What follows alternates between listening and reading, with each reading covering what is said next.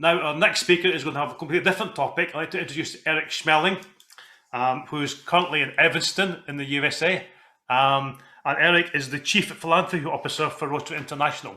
Eric's going to talk about Rotary Foundation that Nikki mentioned earlier, about being our foundation. So, Eric, the screen is yours. I'll hand over to you. Welcome. Great, Eric. Thank you so much. I'm just going to share my screen, and if you can let me know or make sure that this comes through okay, that would be very much appreciated. I have a new monitor today and using it for the first time. Eric, does that work okay? I can see that, Eric. Yeah, that's come through for me. Great. Great. Yeah, so thanks so much for having me this evening. Really great to be able to join your district assembly. Our time is short, so I'm going to jump right in by sharing a couple thoughts about why the Rotary Foundation is our foundation. Then I'll provide an update on the impact that the Rotary Foundation is having and also stay around for questions.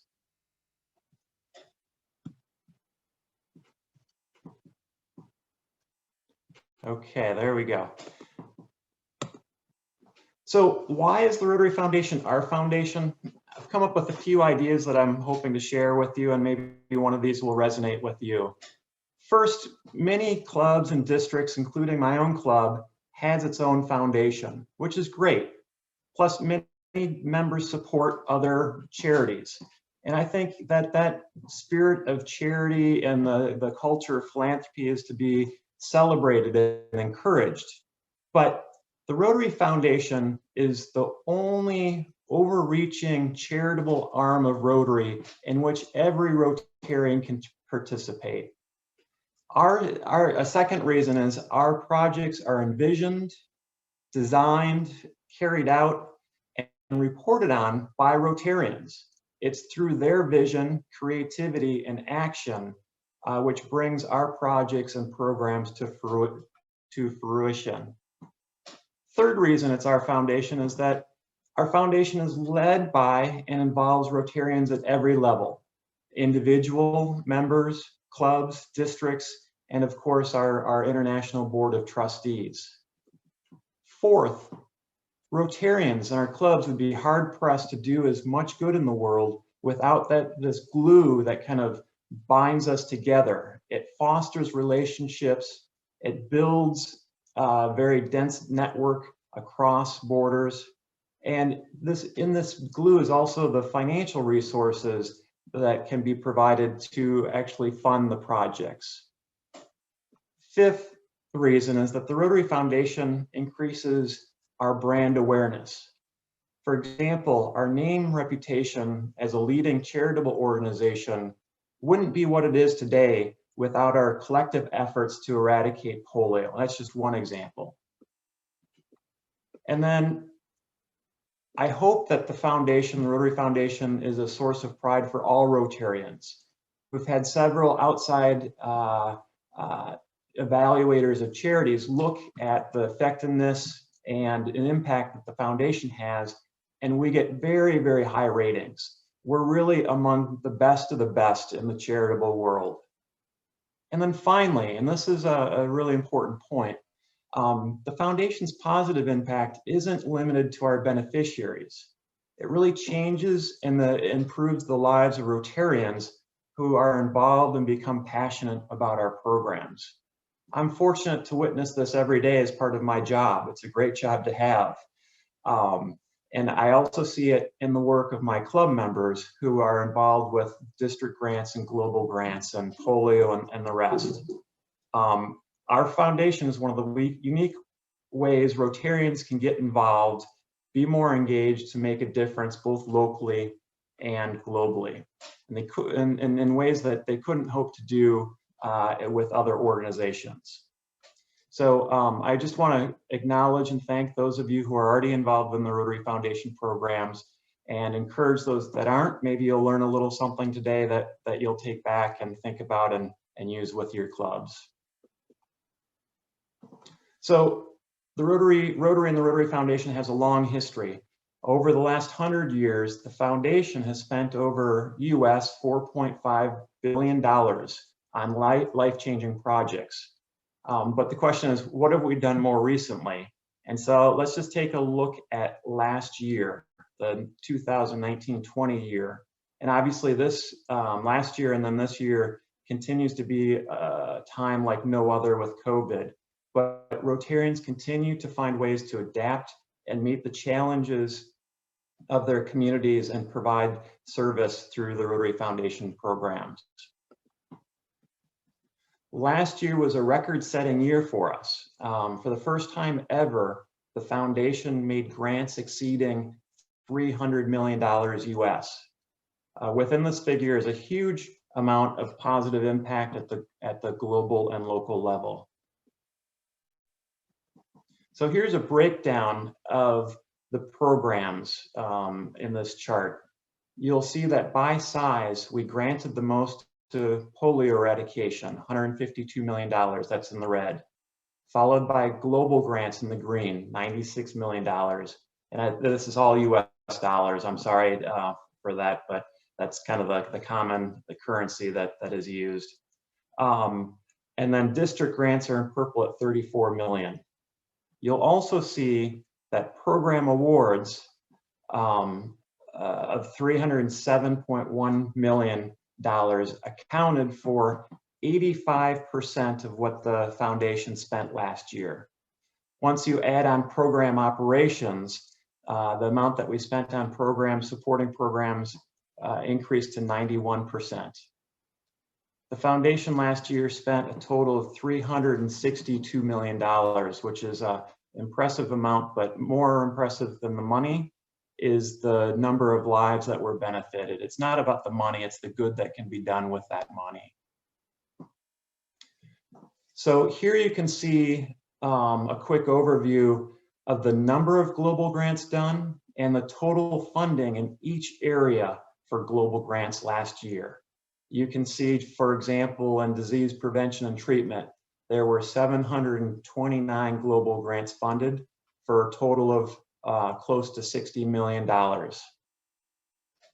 I won't go through each of these, I'm moving quickly, but just to give you a sense of the size, scope, and scale of what the global grant program is doing. And last year, despite the pandemic, we had a really stellar year for fundraising as well. Raised over $408 million in both outright gifts and also future commitments, so bequest type legacy gifts for that total of $408 million. That really requires a lot of Rotarians to do what they can with both small gifts and increasingly so, we're seeing Rotarians want to leave something for future generations to do good work. So the foundation is seeing an uptick in the number of estate gifts that we're receiving, which is a great way to perpetuate the traditions, culture, and belief system of Rotarians.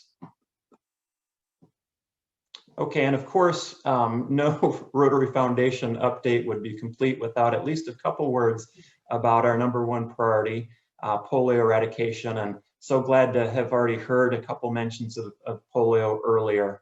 And as many of you probably already know, Africa has now been certified polio-free of the wild polio virus. So we're down to just 2 countries, Afghanistan and Pakistan. And so far in 2021, we've only seen 2 cases of the wild polio virus. So that's really, really encouraging news. Still a lot of work to do in that regard. And until we see the last case of polio, it's vital that we continue immunizing every child against this horrible disease. And this is one area that the foundation could really use your support. And I think there's great opportunities here for individual clubs to join in. A lot of clubs are taking advantage of World Polio Day, which is around October 24th each year. Last year, and this is during the pandemic, last year, over 6,000 different events were registered through Rotary's website for World Polio Day events. And it's a great opportunity to raise awareness about this disease and the role that Rotary has and continues to play in polio eradication. I'm also obviously very interested in the fundraising numbers, and was just thrilled to see that we raised over 900,000 US dollars in that week around World Polio Day. And then finally, just a quick note, as you're looking at goals for next year and things like that, the foundation for a number of years has really encouraged clubs to set a goal of $1,500 for polio. Plus, if every club did this and met that goal, we would far surpass the $50 million goal for polio each year. And what's important about the $50 million goal is that's what the dollar amount that the Bill and Melinda Gates Foundation is willing to match 2-to-1. So if Rotary puts in 50 million, the Gates Foundation will put in $100 million, resulting in $150 million for polio. So our work here is not done yet, and I continue just to be inspired by the number of members that are fully committed to fulfilling Rotary's promise to the children of the world to create a world free of polio. Okay, and then I move quickly, and I'm trying to save time for answer or some questions and comments later, but just wanted to take a quick second to give you an update on kind of where your district is so far this Rotary year. Through the end of April, the district has contributed nearly $51,000 to the annual fund and close to $31,000 for Polio Plus. A lot of contributions come in during the last month or two of the Rotary year. So thank you ahead of time for going back to your clubs and really encouraging members to consider, for helping the clubs consider making a contribution, and individual members to consider making a contribution too, so that the good work of Rotarians through our Rotary Foundation can continue. So with that, I will pause, Eric, and just see if I've helped out with the time a little bit. And like I said, I'd be glad to stay around for Q&A. I always enjoy the interactive element of these occasions as well. Yeah, thank you very much. That was great. Some really interesting figures there, and it does make you so proud to be part of Rotary when you see some of those phenomenal figures. I mean, I know I've been to international conventions, and when you see these figures come up on stage, you think, my little club in Warrington in May as a Rotarian is part of that phenomenal great figure there. So it suddenly puts the size and scale of Rotary and what we can do through the foundation onto a whole different level, doesn't it? So yeah, you know, it's a big thing, and we're all part of it. As you say, it's our foundation that belongs to Rotary. It's funded by us, and it also funds our projects. So yeah, great. Thank you very much for that. So I'm sure there'll be a lot of questions. If you're hanging out, we've got one more presentation left, then we'll bring you back to the Q&A, Eric, if that's okay.